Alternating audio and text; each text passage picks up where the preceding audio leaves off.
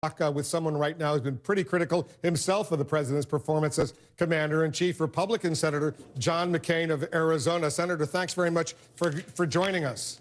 Thank you, Wolf. All right, you got the headlines there. You've seen the articles in the Washington Post and the New York Times. What's your instinctive, immediate reaction to what you hear from Robert Gates?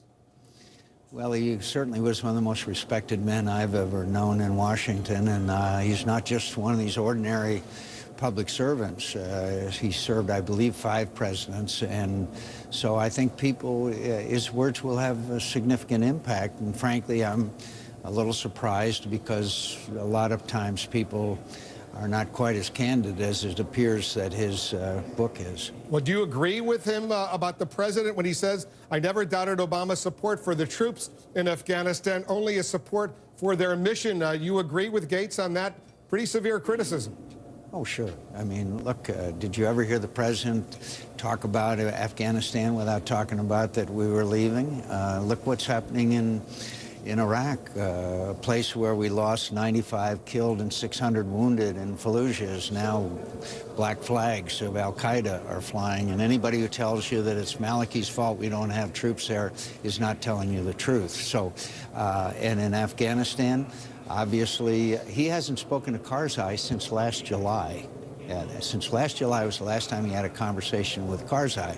And so we are now seeing a replay of Iraq, and that's a complete withdrawal, and you may see the same result in Afghanistan as we are seeing in Iraq. Well, are you saying you would like to send troops back into Iraq to deal with the al-Qaeda threat in Fallujah? No, what I would like to see is us give the kind of support that is necessary with logistics, intelligence. There's all kinds of ways that we can be of assistance to them with capabilities that they don't have. But of course not sending, American people would never stand for sending troops back into battle. But also, before we did that, we'd have to have Maliki embark on a reconciliation with the Sunni because he has alienated the Sunni, and that's been one of the major factors in this whole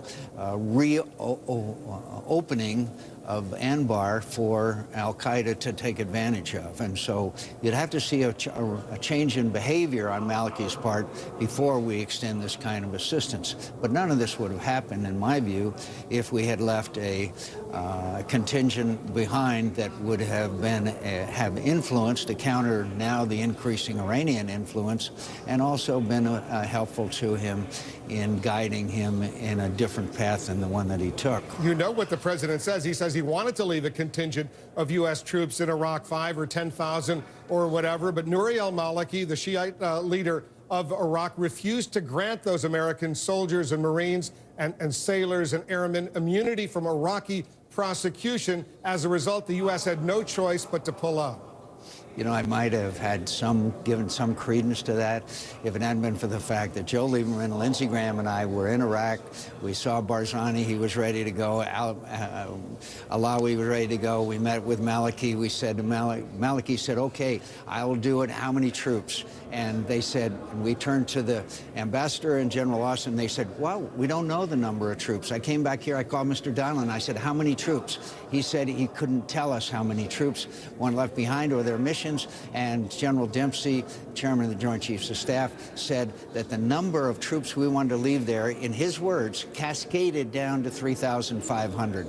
That would have been meaningless. And so, of course, Maliki didn't want the deal because it was meaningless. And anybody who tells you any different from that is not telling you the truth, because I was there. Let's get back to what Robert Gates is writing in his new book. A couple of quotes, and I'll get your reaction. He says this about the Vice President, Joe Biden. You worked with him in the Senate for many years. "I think Vice President Biden has been wrong on nearly every major foreign policy and national security issue over the past 4 decades." Are you that harsh on Joe Biden? I have the greatest affection for Joe Biden and respect, and I've never had a discussion or an argument with him that became personal. He's one of the finest men that I've known, but he has been wrong on a lot of these issues. There's very little doubt about that, going back to Desert Storm. Has he been wrong on almost every issue over 4 decades? I don't know. Can't recount them, but he has been wrong on a number of occasions, and he was one of the factors in the whole removal of all of our troops from Iraq. And I have heard that his people are also not too unhappy if there's a zero option in Afghanistan. I don't know if that's true or not. He's pretty harsh on the Obama administration, Robert Gates, but you know what? He's pretty harsh on Congress, too. And I'll read you another quote. This from an article he has in the Wall Street Journal that he's just released.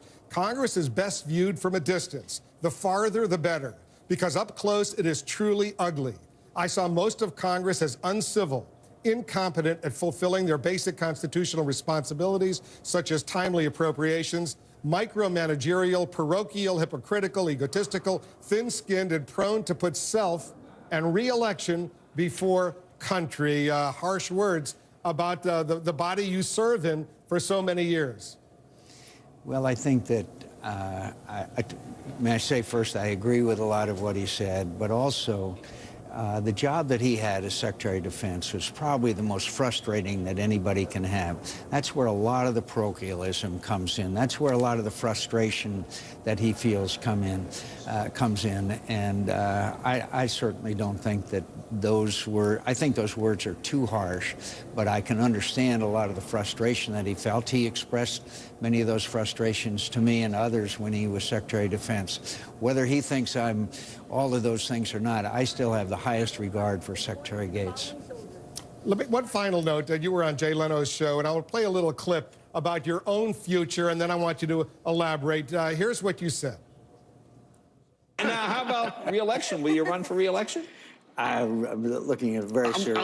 Very seriously. Seriously? I think, okay. He told me he's going to do it. So. Really? Yeah, he said he's going to do it. I think there's a lot going on. I'm at the top of my game, and, Right. Okay. and so I'm very happy to have the chance. Sounds like you're going to run for re-election, right? Well, I'm certainly thinking seriously about it, Wolf, and I have another year before I have to make the decision, but I certainly, despite what Mr. Gates said, I still think I have a lot to contribute, and I still think that this institution is a magnificent place to work, and I'm honored to have been able to serve here. And you obviously feel you're still at the top of your game. So I assume you'll be visiting us in the Situation Room for a long time to come.